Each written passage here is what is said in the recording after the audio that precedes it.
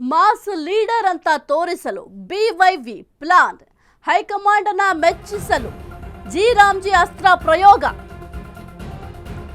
Mass leader ಅಂತ ತೋರಿಸಲು B Y V plan, high command ಮೆಚ್ಚಿಸಲು ಜಿ ರಾಮ್ಜಿ ಅಸ್ತ್ರ ಪ್ರಯೋಗ. ರಾಜ್ಯ ಪ್ರವಾಸ ಪಾದಯಾತ್ರೆಗೆ ಮುಂದಾಗ್ತಾರಾ ಬಿವೈವಿ?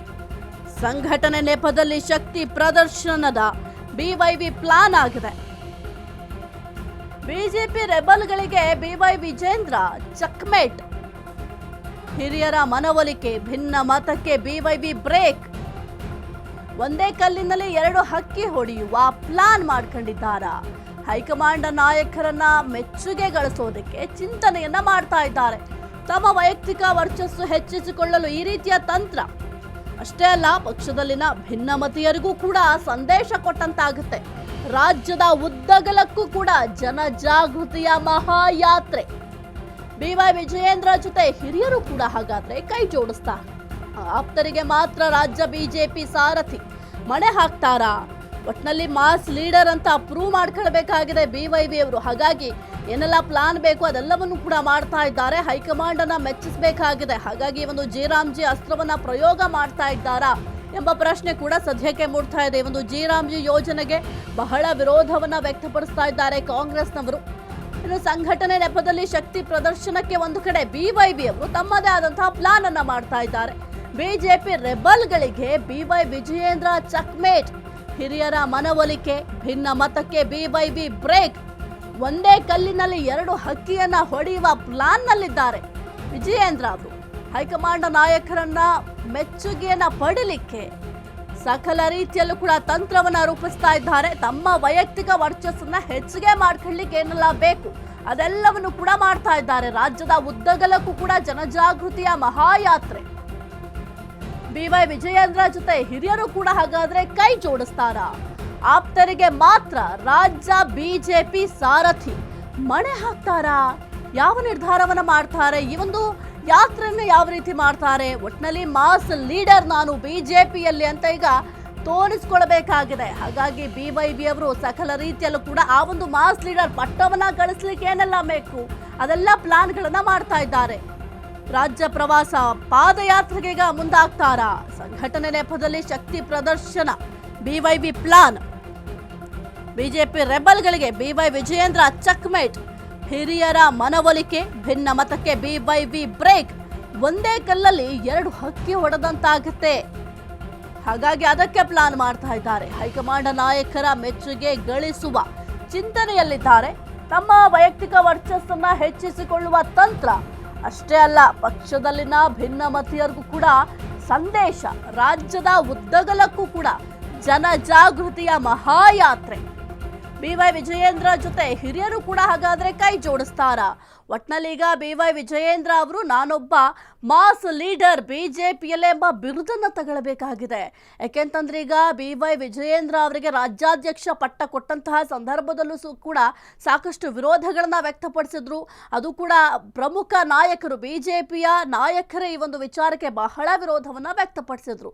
ಈಗ ಸದ್ಯಕ್ಕೆ ಮಾಸ್ ಲೀಡರ್ ಅಂತ ತೋರಿಸ್ಕೊಳ್ಬೇಕಾಗಿದೆ. ಹೈಕಮಾಂಡ್ಗೂ ಕೂಡ ಒಂದು ಸ್ಪಷ್ಟ ಸಂದೇಶವನ್ನ ಕೊಡಬೇಕು. ಜೊತೆಗೆ ಯಾರೆಲ್ಲ ಬಿವೈವಿ ವಿರುದ್ಧವಾಗಿದ್ದಾರೆ ಅವ್ರಿಗೂ ಕೂಡ ಒಂದು ಸ್ಪಷ್ಟ ಸಂದೇಶವನ್ನ ಕೊಡಬೇಕು ಅಂತ ಸಕಲ ರೀತಿಯಲ್ಲೂ ಕೂಡ ಸಿದ್ಧತೆಯನ್ನ ಮಾಡ್ತಾ ಇದ್ದಾರೆ. ಮುಖ್ಯವಾಗಿ ಒಂದು ಜಿ ರಾಮ್ಜಿ ಕಾಯ್ದೆ ಬಗ್ಗೆ ರಾಜ್ಯದ ಜನರಿಗೆ ಮಾಹಿತಿಯನ್ನ ನೀಡಬೇಕು ಅಂತ ಈಗ ಪಾದಯಾತ್ರೆಗೂ ಕೂಡ ಪ್ಲಾನ್ ಅನ್ನ ಮಾಡ್ಕೊಂಡಿದ್ದಾರೆ ವಿಜಯೇಂದ್ರ ಅವರು.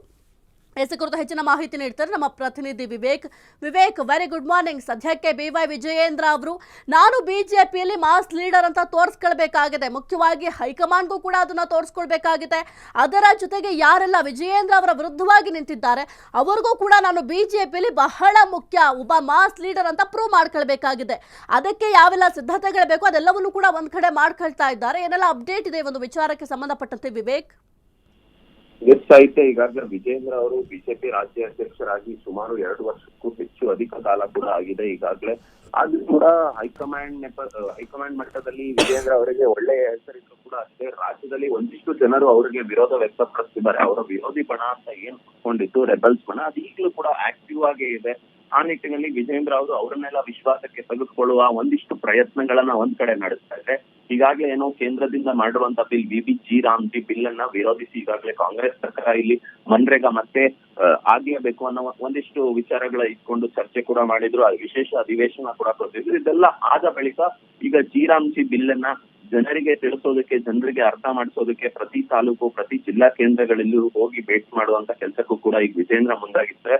ಒಂದಿಷ್ಟು ಕಡೆ ಅಂದ್ರೆ 3-4 ದಿನಗಳು 12, 13 ಮತ್ತೆ 11, 12, 13 ಈ 3 ದಿನಗಳು ಕೂಡ ಇಷ್ಟು ದಿನದವರೆಗೂ ಕೂಡ ಪಾದಯಾತ್ರೆ ಮಾಡುವ ಮೂಲಕ ಒಂದಿಷ್ಟು ಜಾಗೃತಿ ಅಭಿಯಾನ ಮೂಡಿಸುವಂತ ಕೆಲಸಕ್ಕೂ ಕೂಡ ಮುಂದಾಗಿದ್ದು ವಿಜೇಂದ್ರ ಅವರು ಒಂದೇ ಕಲ್ಲಿನಲ್ಲಿ 2 ಹಕ್ಕಿ ಹೊಡೆಯೋದಕ್ಕೆ ಕೂಡ ಮುಂದಾಗಿದ್ದಾರೆ ಅಂತಾನೆ ಹೇಳ್ಬೋದು. ಒಂದ್ ಕಡೆ ವಿಬಿಜಿ ರಾಮ್ಜಿಯನ್ನ ಪ್ರಮೋಟ್ ಮಾಡಿದರೆ ಹೈಕಮಾಂಡ್ ಮಟ್ಟದಲ್ಲೂ ಕೂಡ ಅಷ್ಟೇ ಒಂದು ಒಳ್ಳೆಯ ಹೆಸರು ಕೂಡ ಬರುತ್ತೆ.